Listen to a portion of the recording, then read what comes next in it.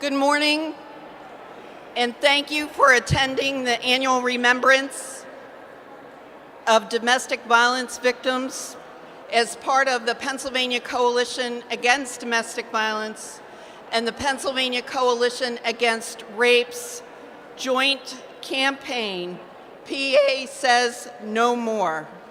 I'm Peg Durkers, the Executive Director of the Pennsylvania Coalition Against Domestic Violence.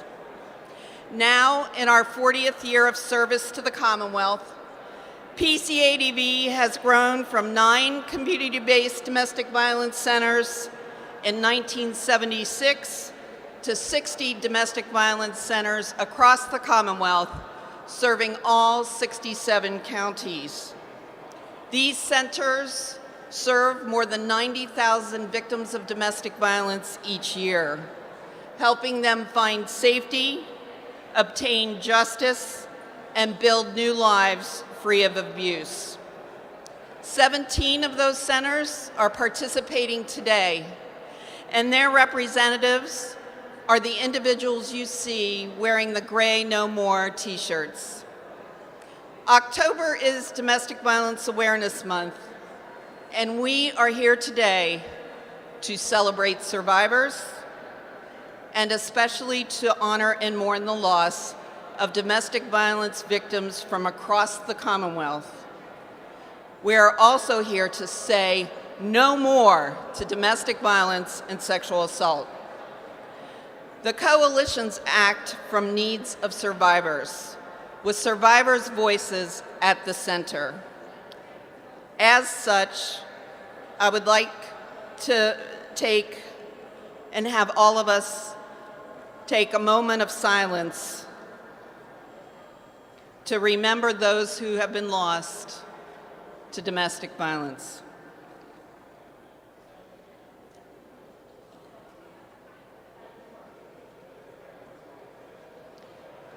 To recognize and honor Domestic Violence Awareness Month, a few legislators introduced resolutions in both the House and the Senate that were unanimously passed. And on behalf of PCADV and our domestic violence centers, I would like to thank Representative Cheryl Delosier and Senator Rob Teplitz for shepherding these resolutions through their respective chambers. I'd like to invite Representative Delosier to come to the podium to present her resolution.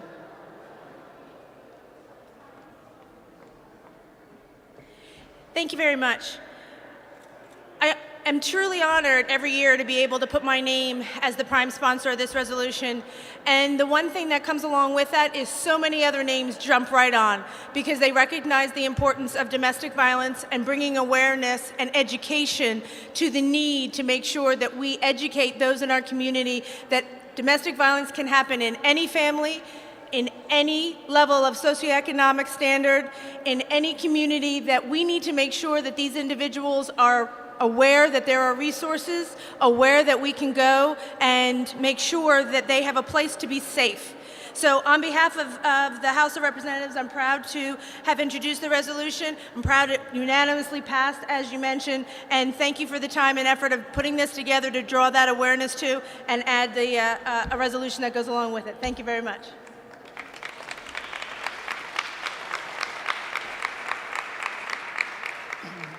Standing up to domestic violence and sexual assault is truly a team and community effort. There are thousands of people who work to raise awareness, to assist victims, to hold abusers accountable, and they range from volunteers to career professionals like prosecutors, law enforcement, therapists, child welfare workers, preachers, school teachers, and so on. And one of the most important bodies as we create good laws so that we can get the help to victims and the justice for the violence abusers have caused are legislators. We strengthen our cause by working together. And I would like to recognize a few people who are here with us today. Jeanette Hall, mother of homicide victim Carly Hall, and her sister, Caitlin. Yesenia Bain, Special Assistant to Governor Wolf. Kathy Buckley, who has fearlessly acted as the director of the Office of Victim Services at the Pennsylvania Commission on Crime and Delinquency. Kathy has been a tireless advocate and statewide leader for victims for many years, and today she represents more than 170 victim service agencies across the Commonwealth. Delilah Rumberg, the CEO of the Pennsylvania Coalition Against Rape. PCAR is a key partner with PCADV in our No More campaign, and truly a key partner in our joint vision to bring an end to gender-based violence. Karen Herling, the Director of the Office of Social Programs, representing the Department of Human Services, who is a key funder of domestic violence services across the Commonwealth. And Jennifer Storm, Pennsylvania's victim advocate from the Office of the Victim Advocate, who is here on behalf of all crime victims across Pennsylvania. We also have a number of the General Assembly with us today, and in order that they will appear, Senator Jay Costa, Allegheny, Senator John Rafferty, Berks-Chester, Montgomery, Senator Mike Fulmer, Dauphin, Lebanon, York, Representative Cheryl Delosier, Cumberland, Senator Pat Vance, Cumberland, York, Senator Judy Schwank, Berks, Representative Becky Corbin, Chester, Representative Leanne Kruger-Brunecki, Delaware, Senator Michelle Brooks, Crawford, Erie, Mercer, Representative Mike Schlossberg, Lehigh, Representative Marcy Topol, Montgomery, Representative Todd Stevens, Montgomery, Representative Thomas Mert, Montgomery and Philadelphia, Representative Linda Schlegel-Culver, Northumberland, Snyder, Representative Eric Nelson, Westmoreland, Representative Kate Klunk, York, Senator Camara Bertolotta, Beaver Green, Washington, Senator Rob Teplitz, Dauphin, Perry, and Senator Jean Yaw.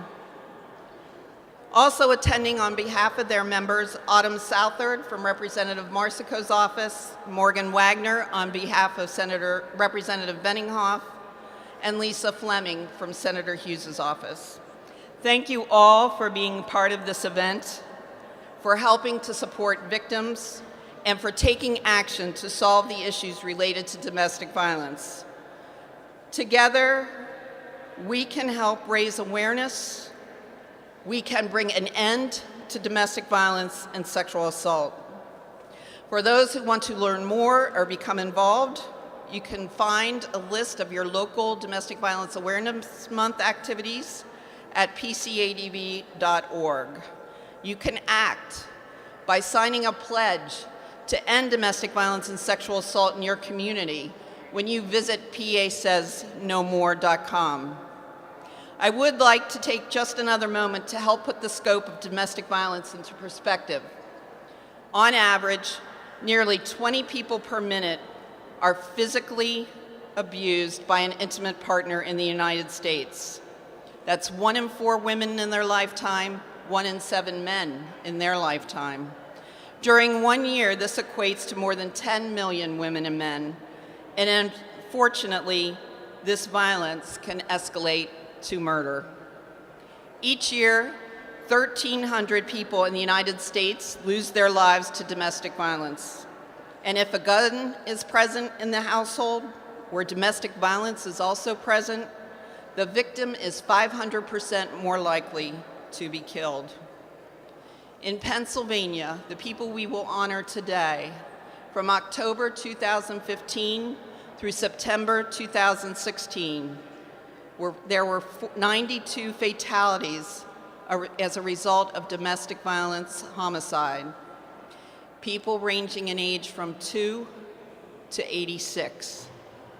Since 2004, there have been more than 1,800 victims killed as a result of domestic violence in our Commonwealth.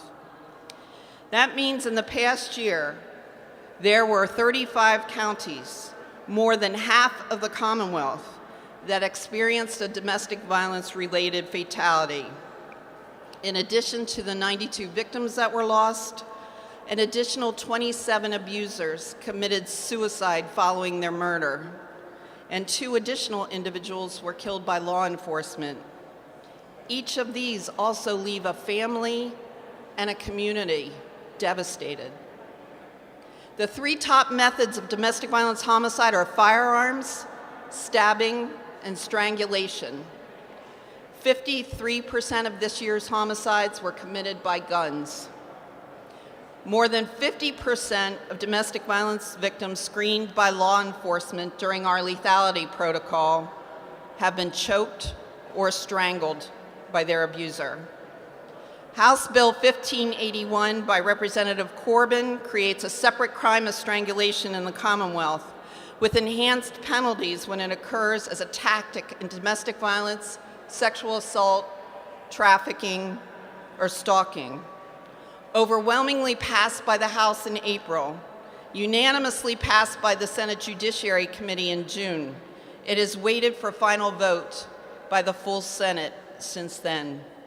We are hopeful that the Senate leadership will get this done in their last 6 session days so that law enforcement and prosecutors have the tools they need to hold abusers who strangle accountable and create safety and save the lives of hundreds of victims who are threatened this way each year. These numbers are staggering and illustrate why we as a state and a country must do a better job of protecting domestic violence victims from perpetrators and doing more to pursue prevention, stopping the assault before it starts. We have with us today Jeanette Hall, whose daughter was brutally assaulted and killed in February 2015. Carly's assailant was found guilty of 3rd-degree murder this May and was sentenced for up to 40 years in prison for his heinous act. Carly was a freshman at Millersville University, and several Millersville students are here also with us today. Jeanette would like to share a few words.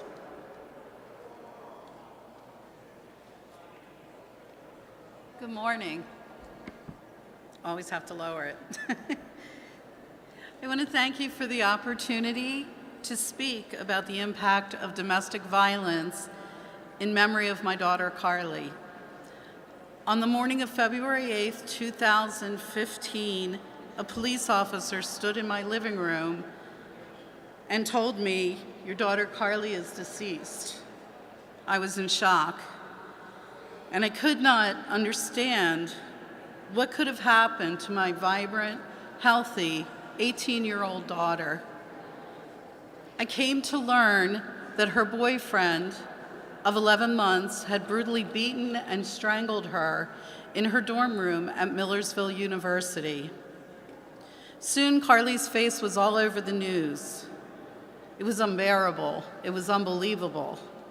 I didn't understand then, and I do not understand now, how this could happen to my little girl. It is hard to believe that my teenage daughter was being abused, and I was clueless.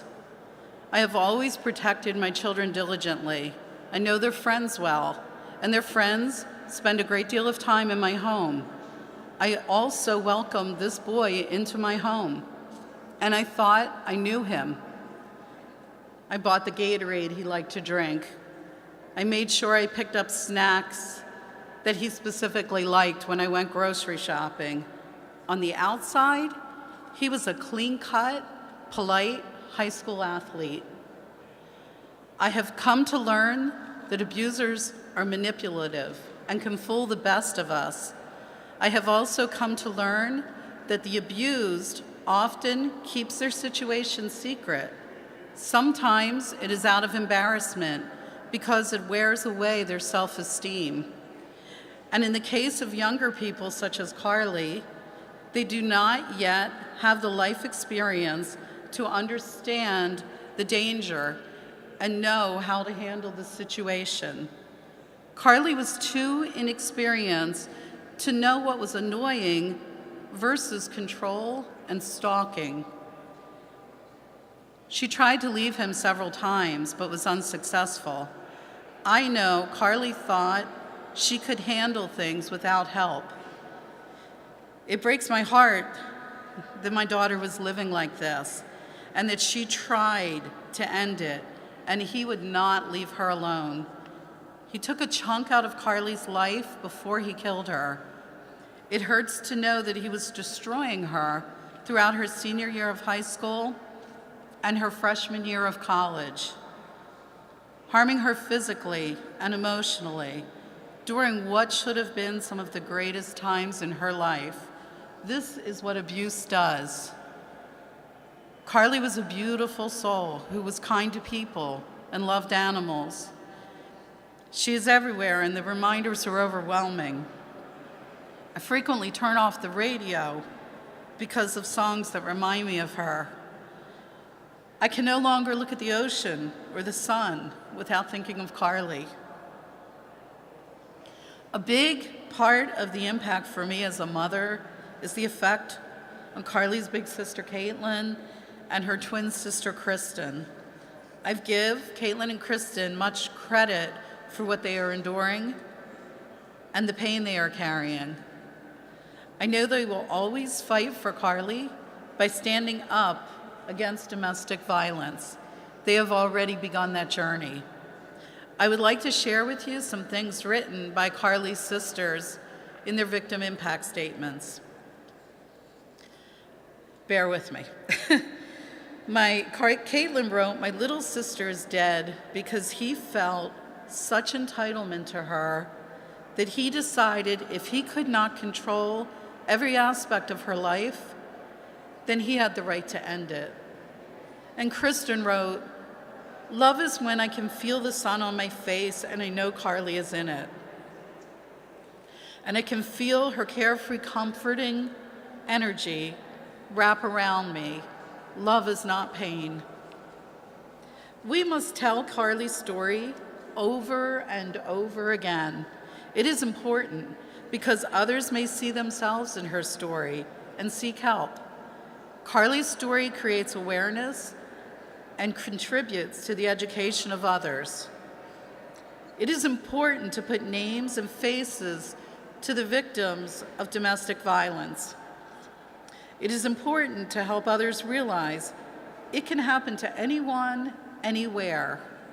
Carly was a typical middle-class American teenage girl. Educating young people is a key component in addressing the problem of domestic violence. The highest rate of relationship violence occurs between the ages of 16 and 24.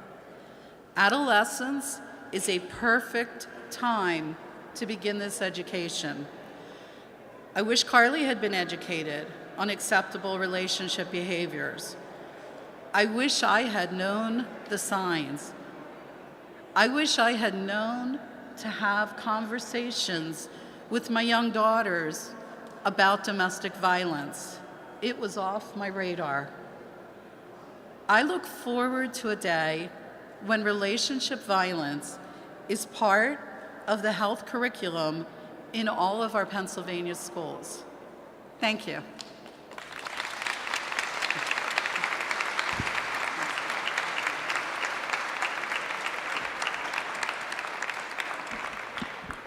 Thank you so much, Jeanette. You and your family have persevered through what no family should have to endure, and we know Carly's proud, watching as you advocate. As you have heard, domestic violence leaves an indelible mark on survivors. There are far too many stories and tragic stories of lives lost. Whether it was Demi Bray Cuccia in southwestern PA, a high school cheerleader murdered by her boyfriend in 2007, or Megan Short and her 3 children who were killed by her husband and their father in a murder-suicide earlier this year in Berks County. The pain felt by the people who cared about them is real and lifetime. The ability of loved ones to move forward, share stories, and support others is a testament to the resiliency of survivors. To illustrate the fact that domestic violence affects us all, We are using an outline of Pennsylvania that will be filled in with puzzle pieces that contain the names of the 92 victims that were killed in the past year. There are no municipal boundaries. There are no county lines, just the puzzle pieces that form our state, because we all must act together. The names of the victims that will be read today again died between October 2015 and September 2016. With the assistance of our member programs, PCADV compiled these names from public news and police reports. The legislators who are with us today have graciously agreed to recognize victims by reading their names, while members of our domestic violence centers help to assemble the puzzle pieces. I invite Senate Leader Senator Jay Costa to begin the roll call.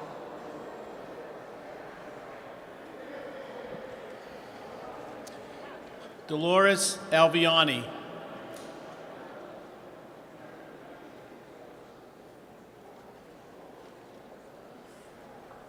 Madeline Bernard.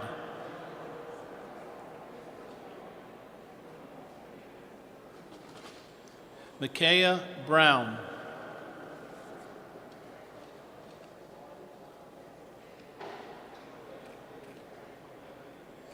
Tavon Harris.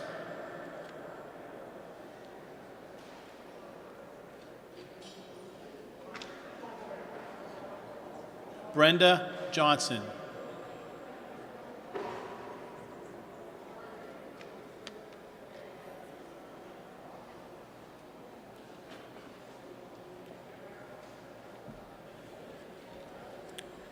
Stacy Beelhart.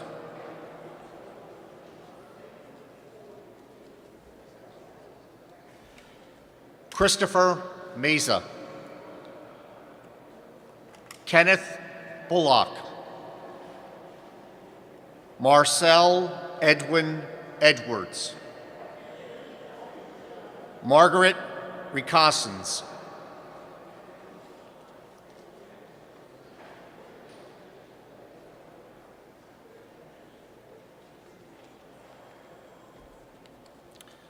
Lori Ann Demko.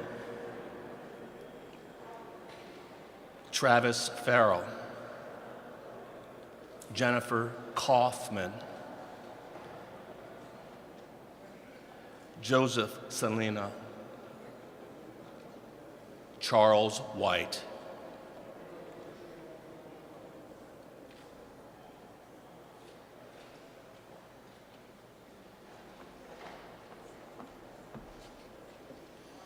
Cody Powell. Joseph Mazursky. Keith Hughes. Barbara Heckathorn. Marqua Wilson.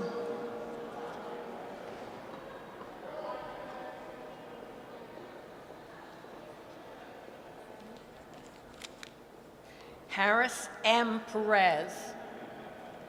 Kenneth Schreiner. Victor Ward. Lloyd Johnson.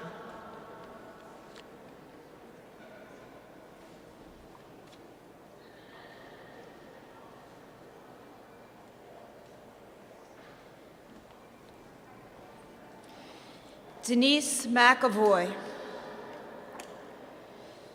Megan Short. Leanna Short.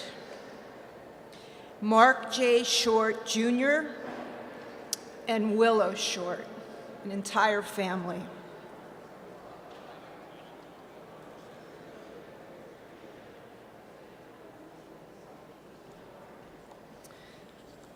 Aileen Waters. Wesley Webb. Pamela Neitlinger. Joyce Quaway. Veronica Rodriguez.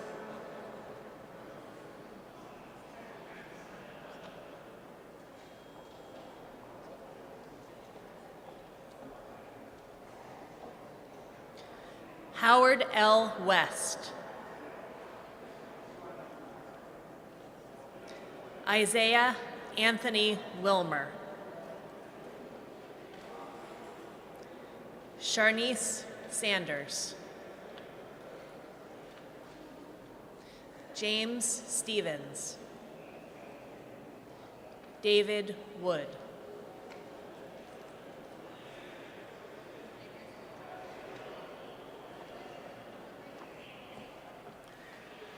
Cheryl Lynn Tremmel. Linda Gordon. Stephanie Lossman. Sandra Orton. Adelie Huziak.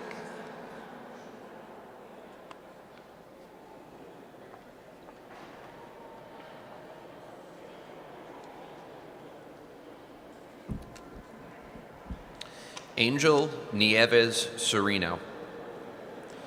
Brian Frank. Jillian H. Fossner Rohrbaugh. Rose Sieniowski. Leecroft Owen Young.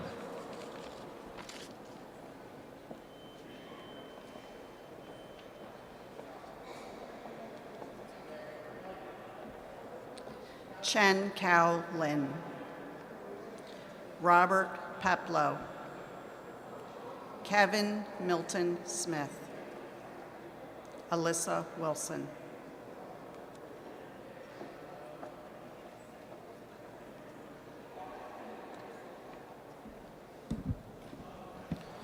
Janice Trunk. Gretchen Viglione. Quentin Watson Jr. Edward Dubinsky. Melissa Bacon Smith.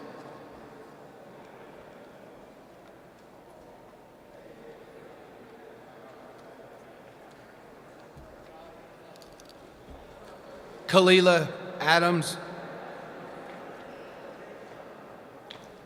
Janie Dawson. Kimberly Foster. Solomon Gathers. Adrian Lindsay.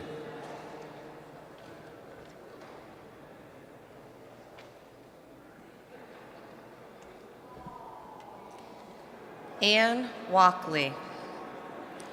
Fred Barnes. Michelle Lynn Inch. Richard Erb. Joanne Grodsky.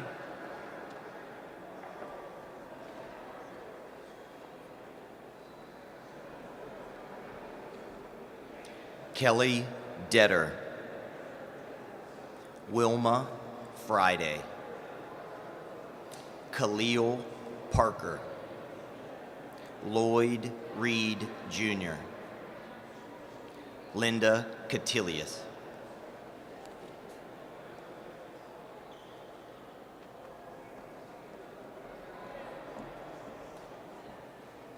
Susan Hoke.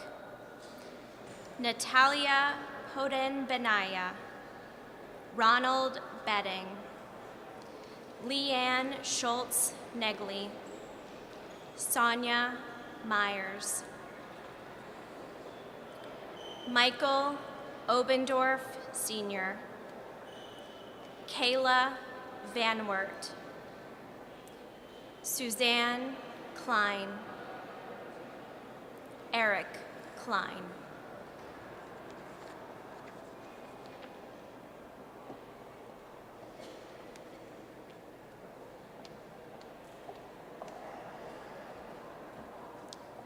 Carolyn M. Kern.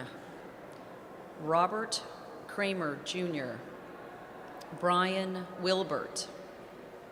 Tierney Ewing. Mary Sue Drodas.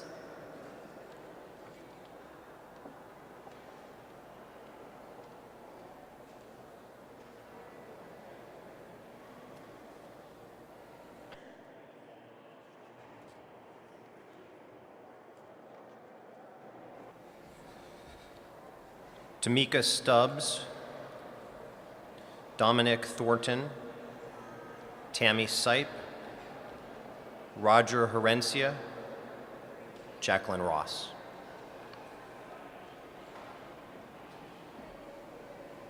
Thank you. And as you may notice, there is one piece of the puzzle remaining, and at the center of the state is the No More symbol. PCADV invites Caitlin Hall to place the final piece of the puzzle, thus uniting the Commonwealth as we stand together in opposition of domestic violence. And she did. Well, thank you, Caitlin. And thank you, too, to our legislators who have helped to honor those who have lost their lives to domestic violence in the past year. Chairman Shapiro was called away at the last minute and could not be with us, but he did send regards. As the chairman of the Pennsylvania Commission on Crime and Delinquency, my team and I work every day on behalf of the victims of crime in our Commonwealth, particularly victims of domestic violence and sexual assault. It is imperative that we work across all disciplines and systems, not just to raise public awareness, but to implement evidence-based prevention strategies. That is why PCADV and PCCD have partnered in implementing the lethality assessment training, or LAP, with law enforcement across the Commonwealth. The fundamental goals of LAP are to reduce the occurrence of domestic violence-related fatalities and to enhance the safety of victims, their families, and our communities. I strongly encourage and urge all police chiefs across the Commonwealth to step up and train their officers on this program. We are committed to continuing this partnership so that training is available to all who want to participate. Today, as you gather to remember the victims of domestic violence across our Commonwealth, let us redouble our efforts to find and help those who are still being victimized. I am sure that you share my hope that next year, on this day, no new names will be added to the roll call. Sincerely, Josh Shapiro, Chairman. Together, we can make a difference for our domestic violence survivors. We can stem the tide of domestic violence in Pennsylvania. We all must say, no more. Thank you.